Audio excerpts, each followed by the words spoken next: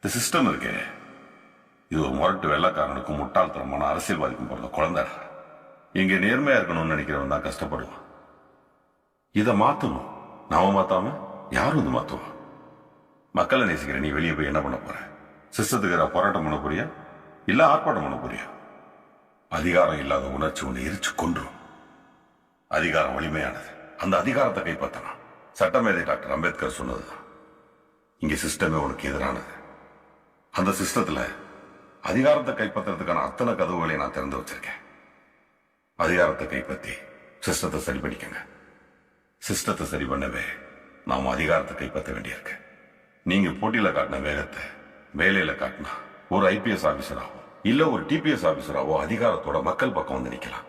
இல்ல இந்த மெடல் கிடல் அது இதுன்னு ஆசைப்பட்டேன்னா ஈஸ்வரமூர்த்தி மாதிரி ஒரு சிஸ்டம் அடிக்கிற போலீஸா இருக்க முடியுமே தவிர என்னைக்கும் மக்களுக்கான போலீஸா இருக்கவே முடியாது.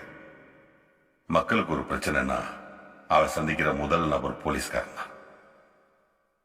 உங்களை மாதிரி மக்களை நேசிக்கிற நேர்மையான பசங்க இருந்தா தான் அவங்களோட பிரச்சனையை நியாயமா பேசி தீர்த்து வைக்க முடியும். அதனாலதான் சொல்றேன், நீங்க எல்லாம் காக்கி சட்டை போடணும்.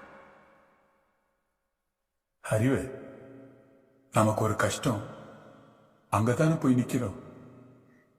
அங்க ஒரு நல்ல போலீஸ்காரர் இருந்திருந்தா நம்ம பிரச்சனை என்னன்னு கேட்டு நியாயமா தீர்த்து வச்சிருப்பான்ல.